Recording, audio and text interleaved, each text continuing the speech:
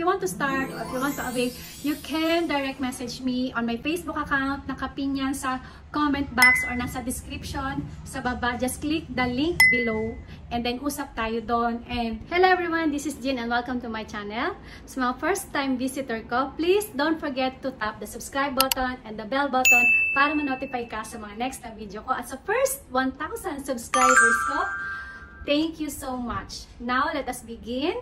But before that, I have a tip for you. Tip number 1, start with your business purpose. Like for example, ako, isa akong plain housewife, nag-aalaga ng 2 anak namin sa loob ng bahay, pero kailangan kong kumita para makatulong din sa mister ko financially, sa pagpapalaki at saka sa pagpapaaral ng mga anak namin. O baka isa kang tambay ngayon na naghahanap ng pwede mong pagkakitaan and gusto mong mag-start ng ganito, or baka isa kang empleyado na kumikita pero kulang ang sweldo pang support sa family, or baka isa kang negosyante na kailangan mo masustain yung operating expenses at naghahanap ka ng another source of income. So napaka-importante na meron kang business purpose para alam mo ano yung tinatahak mong direksyon doing the business, especially this is a home-based ticketing business. Oo, the market is there, bata, matanda, sumasakay ng eroplano. Pwede mo sabihin na marami naman dyan na online ticketing. Pero papaano ka kikita doon? Ito, home-based ticketing business, sigurado ako kikita ka. Kaya that's why kailangan meron kang sariling purpose on doing the business. And ano yung tina-target mo or ano yung ginugol mong income doing the business? That is the most important. Start with the business purpose. Then tip number 2, choose the platform with security system. Napaka-importante. Dapat alam mo yung stability ng company. And at the same time, gaano ka-secure yung platform o yung system. Sa company namin, we have 2-way password. So, very secured. And at the same time, we have our own customer support or ticketing support. And tip number 3, learn how to build your brand. Yes, we have free training. So, dito tinuturo. Since home-based ticketing business ito, wala tayong pwesto. So, i-maximize natin yung social media account natin. So, tinuturuan kayo pagdating sa ganitong business. So, tinuturo yan how to advertise, how to promote your business, mapa TikTok, mapa Instagram, mapa Facebook, mapa YouTube. That's my tip for you. Sana makatulong. And now, let us begin how to start your own ticketing business. What are the topic here?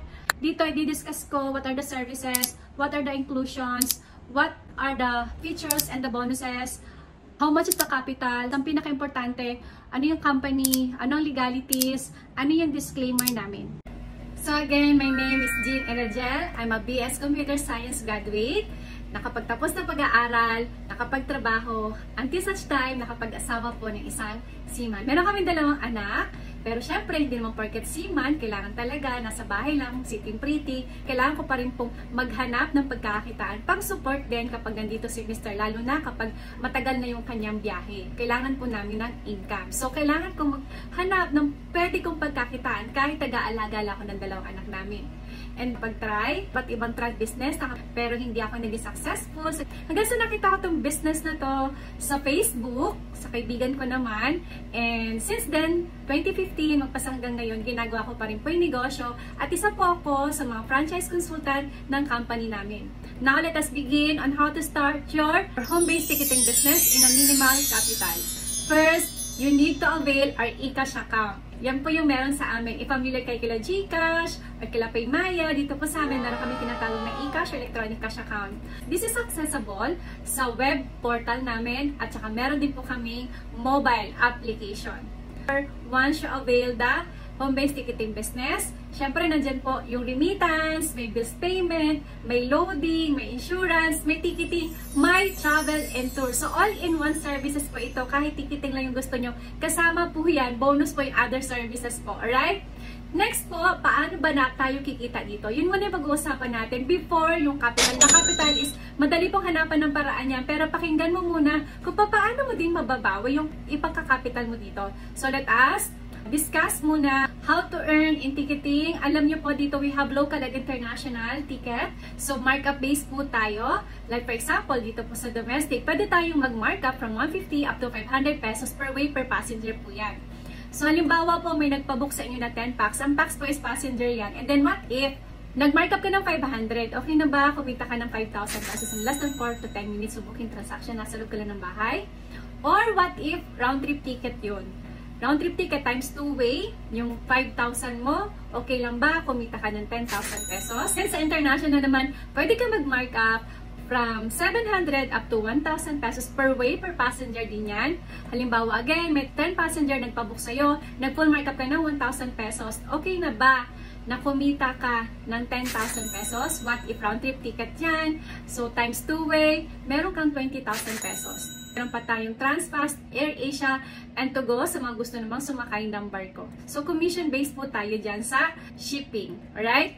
Ito po yung mga sample itinerary ng aming booking transaction. Ang green po, that is booked and ticketed. Once booked and ticketed na yan, you can download the itinerary or the ticket. This is the sample of our itinerary sa system. So, ito po ay na-book with 23 packs sa loob ng isang araw, and then nag-full markup ng 500 pesos.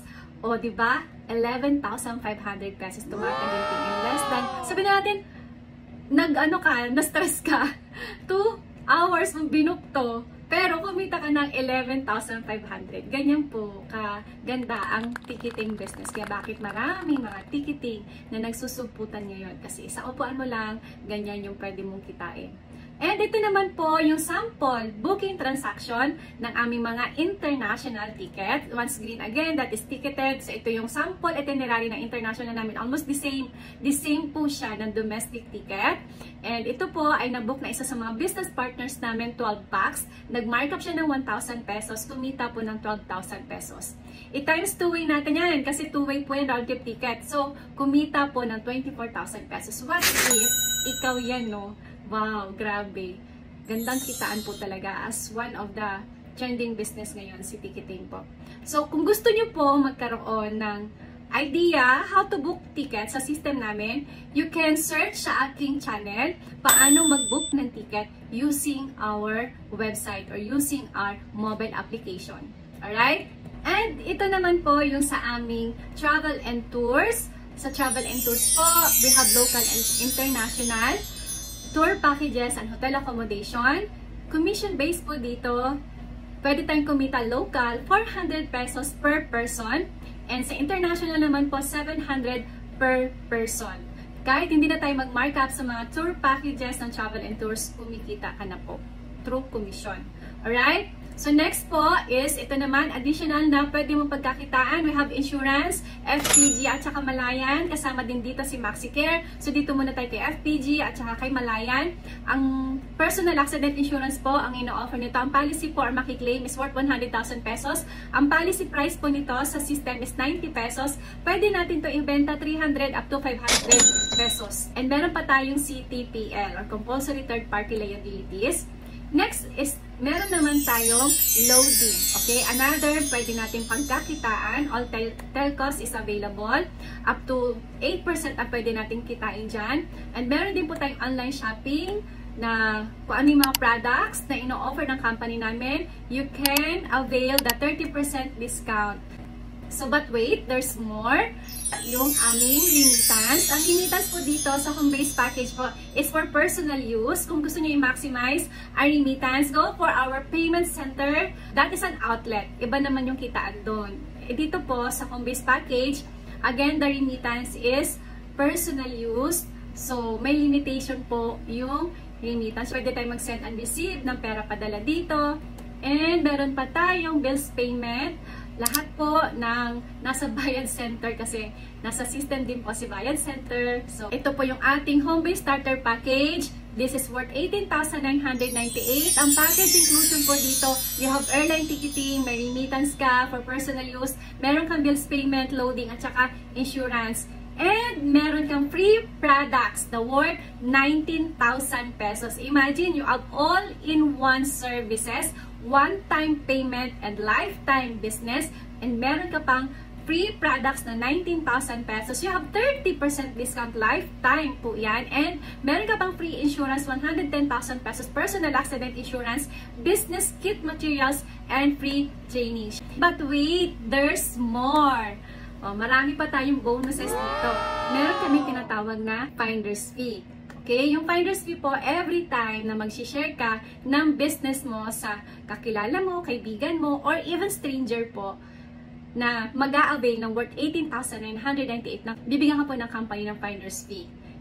But this is optional. Depende sa inyo kung mag-share kayo. Pag ayaw nyo, okay lang po, we respect. Pero kung magre-refer naman po kayo or gusto nyo gawin to, bibigyan po kayo ng company ng finder's fee. For every 5 referrals mo, bibigyan ka po ng company up to 14,000 pesos na finder's fee sa first 5 na katao mo.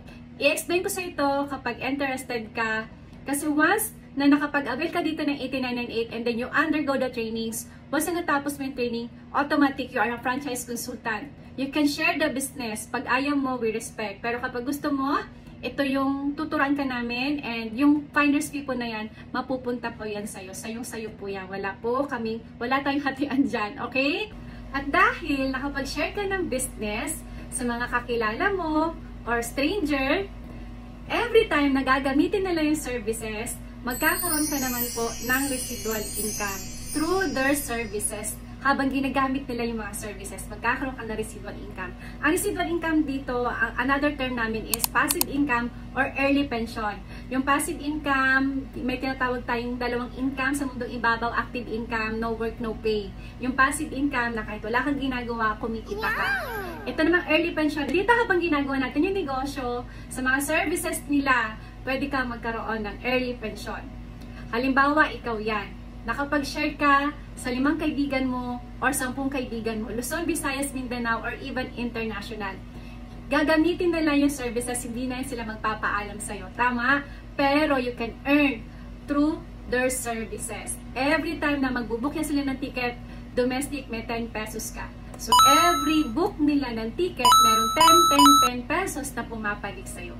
And every time na magbubook yan sila ng international ticket, may 25 pesos na papalik sa'yo.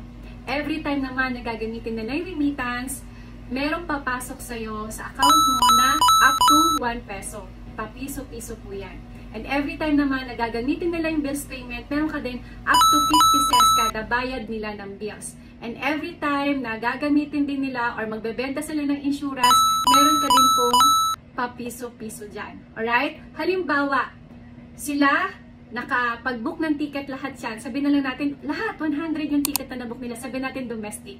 Diba sa domestic, you have tagta 10 pesos residual income. Sino ang nag-book? Sila. Pero ang good news, kumita ka sa kanila ng 1,000 pesos na wala kang ginagawa. That is passive income. Kumikita ka na wala kang ginagawa by sharing the business through other people or by helping other people then through this business na pwede din mabago yung buhay nila. Next is inheritance income. Kung ano yung profession na meron ka ngayon, lawyer ka man, doctor ka man, teacher ka man, engineer ka man, hindi mo pwedeng matransfer yan sa asawa mo or sa anak mo kapag ayaw mo na magtrabaho. Hindi mo po pwedeng sabihin sa boss, pwede ko bang i-transfer yung profession ko or yung trabaho ko sa asawa ko? Ikaw yung asawa po, housewife lang, or even yung anak mo, hindi naman pala ganun din yung kurso na kinuha niya or yung profession na gusto niya. Right? Hindi siya transferable. While dito sa negosyo natin, kung ano man yung ginawa mo, ano man yung tinrabaho mo dito, pag dumating yung time na ayaw mo na, hindi mo na kaya magnegosyo, pwede mo i-transfer yung account mo up to first degree of your family, asawa mo, or anak mo, or kapatid mo, pwede mo siyang i-transfer sa kanila. Okay? Next naman is the features of the system.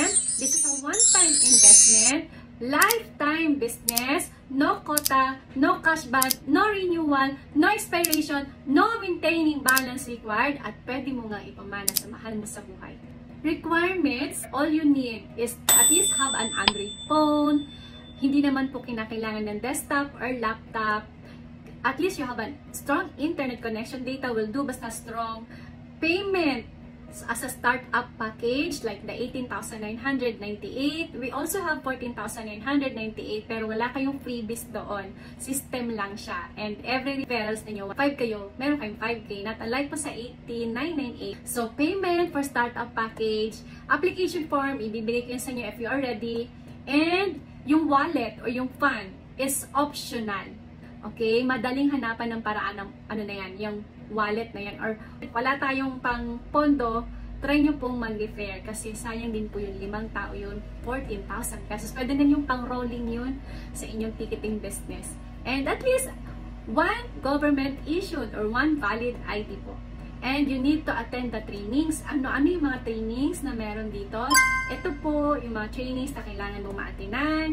Kasi po, we have a disclaimer na bago din tayo mag-transact ng mga services or pwede bago tayo mag-introduce ng negosyo sa mga kakilala natin, kaibigan natin, or even stranger, we need to attend all the trainings. That is the disclaimer. Kasi any failures to do or misinterpretation with our company or services, tayo po yung mananagot doon, hindi po yung company. Ito yung aming company, of course, Unified Products and Services. Na-establish siya noong November 11, 2011 at ang may-ari po walang iba kundi si Mr. Emmanuel Pascual na CPA by profession at dati siya accountant sa Bangko Sentral ng Pilipinas. At ito po yung iba't ibang company ni Mr. Emmanuel Pascual. When it comes to legalities, yes, we are 100% legit. We are registered sa Bangko Sentral ng Pilipinas, sigit sa lahat. And we have SEC registration, we have BIR, lahat po yan na comply po ng company. And in fact, we are acknowledged or awarded by PAL, Cebupac at AirAsia as one of the top selling ticket ng mga company na yan. Now, ito po yung mga invitation, awards, na yung signal, and naimbitahan din po si Pressman sa first post-SONA economic briefing ng ating Presidente Ferdinand Marcos. For ako mag-end, if you always do what you've always done, you'll always get what you've always got. Kung ano yung decision mo ngayon, yan yung result 5 years from now. Pero kung ano yung decision mo 5 years ago, yan yung result mo ngayon. So, kung gusto mo magbago yung buhay mo, kailangan mo mag-decide ngayon. Maraming salamat, and how to contact me nasa comment box at saka nasa description po sa ibaba. Thank you and God bless.